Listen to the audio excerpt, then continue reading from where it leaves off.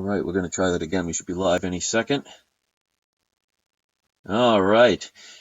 We're going to try this again. For some reason, it kept getting cut off, so we're going to try this once again. Hello, everybody. My name is Chris, and this is my channel, We Love Comics. And as always, I want to thank you for taking the time to listen to what I have to say. And this hopefully should help you a little bit on being able to get comics at better deals when it comes to eBay. And actually, it doesn't even have to be limited to comics. It could be basically anything that you're looking for. So I'm going to give you a couple of little tips that can hopefully help you to get better deals on what you're looking for. Because as much as we love buying comics, it's always better when you even get them at better prices. And for those of you who've been watching my channel, especially my original channel, saw on numerous occasions I get deals that are way beyond what the average price is. And I'm going to give you some of my tips, and hopefully if you follow them, it'll help you get some better deals, which puts more money in your pocket to be able to get more comics or use that for something else other than just giving it to someone. So today being the 4th of February, tomorrow is Super Bowl Sunday. Now, people just go because, who doesn't like having or going to a party? And they'll be watching just for the commercials. So even at times when there's... All right, it's showing offline again.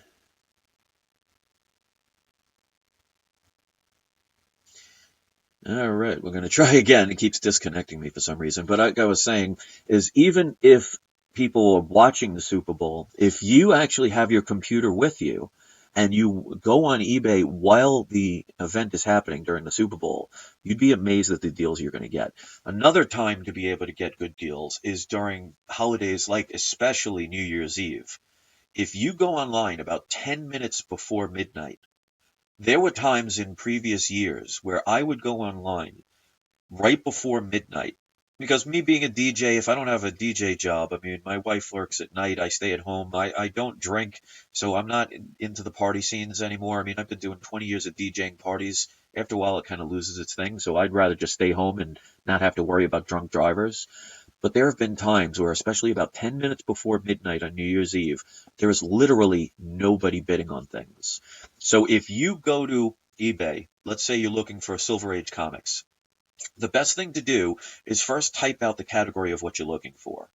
And then what you do is you do a price range. So, for example, if you have up to $500 to spend, well, you don't want books like what you see on the screen showing up because you're not going to be able to afford that. So if you actually type in have the maximum amount of what you're looking for under the category, it's going to eliminate all the books that are going to be out of the price range. So you have more time to look at the books that you're interested in. And of course, you could do this with anything other than just comic books. So what I like to do is I do the ending soonest, and I eliminate the buy it now option. I only go for auctions only. So this way you can see right before a auction's going to end what price is a very cheap, affordable price that no one's bidding on. And if you're doing it during the Super Bowl, if you're doing it on Thanksgiving, if you're doing it on New Year's, if you're doing it during major holidays or major events, most of the time that is going to bid, there's going to be little to no bidding at all. And there have been many times, especially on New Year's, where you're going to be the only bidder. So this is the one of the rules that I give if you want to get the best chance. And it's actually called sniping. They use a word on this. Most people, when they do their last second bid, they tend to do it between 6 and 10 seconds. The reason a lot of people do that is most people, they're using either their cell phones or they have laptops where they don't actually have a landline connected to it. In other words, they're using Bluetooth or they're using wireless technology. A lot of times, like you'd see what happened in this live show, you can get interruptions from time to time. It was just my wire was disconnected. Try not to use your cell phone when you're bidding on eBay, because there were times where I would place a bid, and because of a bad signal, you can't do like early timing, and it will mess it up. And then by the time it registers, the auction's already closed. But if you have a laptop with either super connection or if you actually use the old school wire, you never have to worry about that stuff. And the best time to bid is 3 seconds before it ends, because it literally takes about a second to 2 seconds for it to register your bid. So by the time anybody even realizes there's another bid, the auction's closed as they're typing the amount that they want to bid. So you'll see many people bidding at anywhere from 6 to 10 seconds because of the fact they're using their cell phones, or they might just think that's enough time. Think about in football when you have timeouts and you could go 6 seconds, and especially even in basketball, that could seem like an eternity.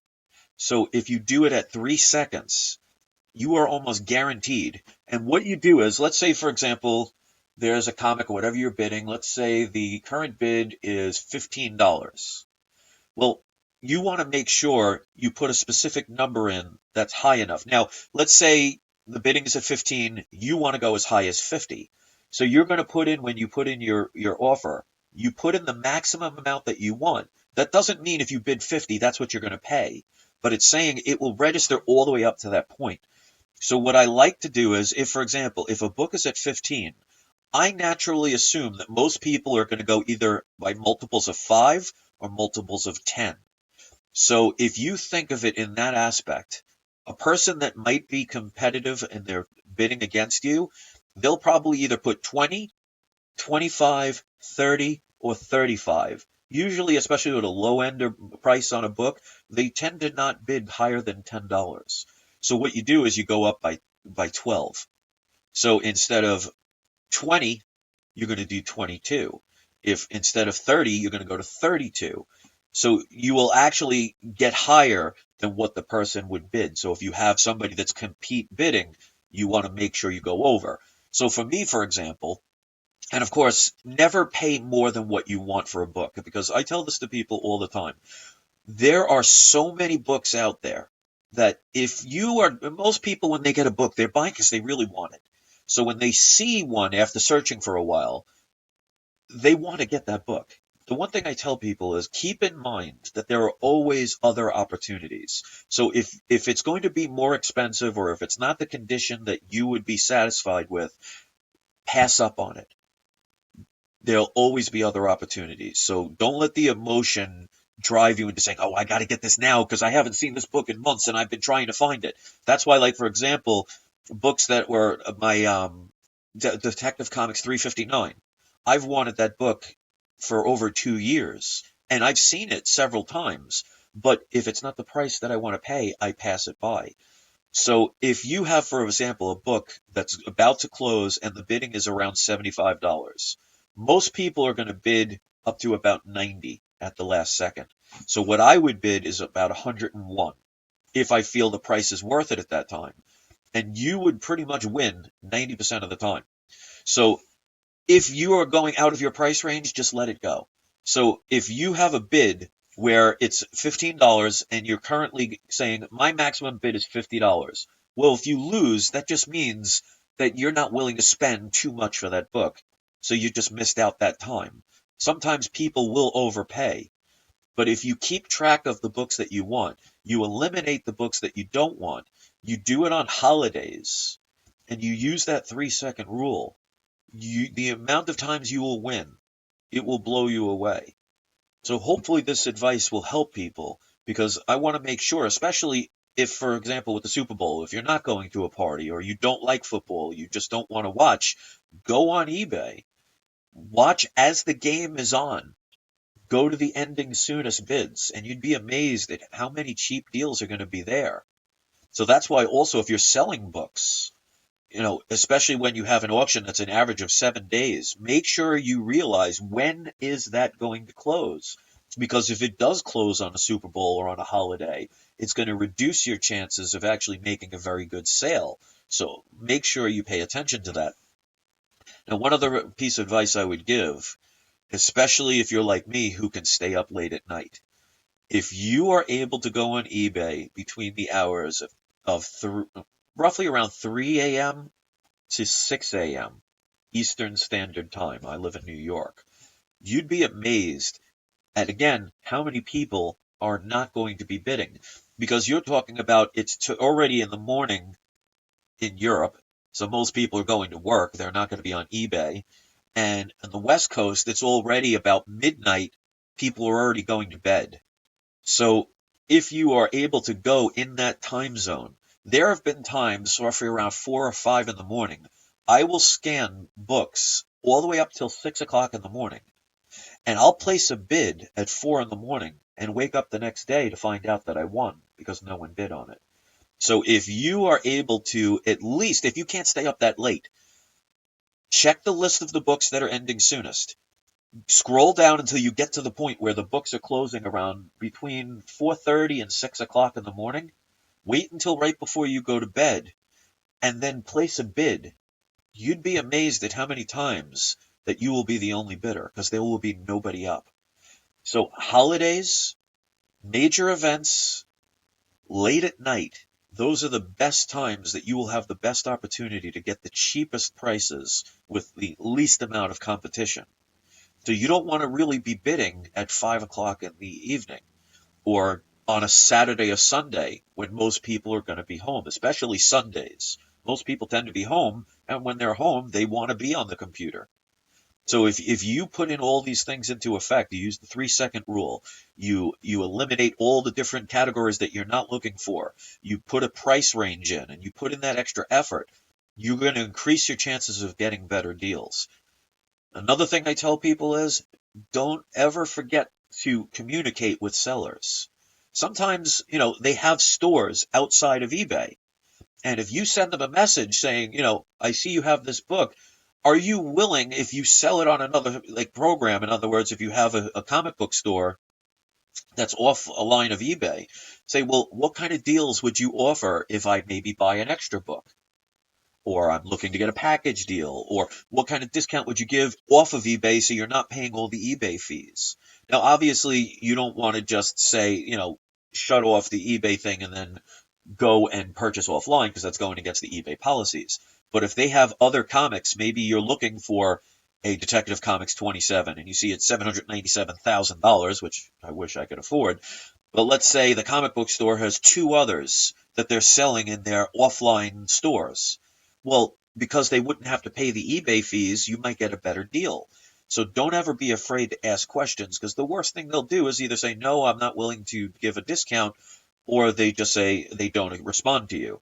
But there's been many a times where I've messaged people and contacted them, and they will work with you because a sale is better than no sale. So don't be afraid to ask questions and make offers. And as far as offers, like you could see that this particular auction that you're seeing on the screen shows a make offer. What I tend to do and what most people tend to do is go 50% of what they're posting because you can always go up from there. And you're going to always meet in the middle, but you'd be amazed. There's times I've done 50% off of what they originally posted and they accepted it.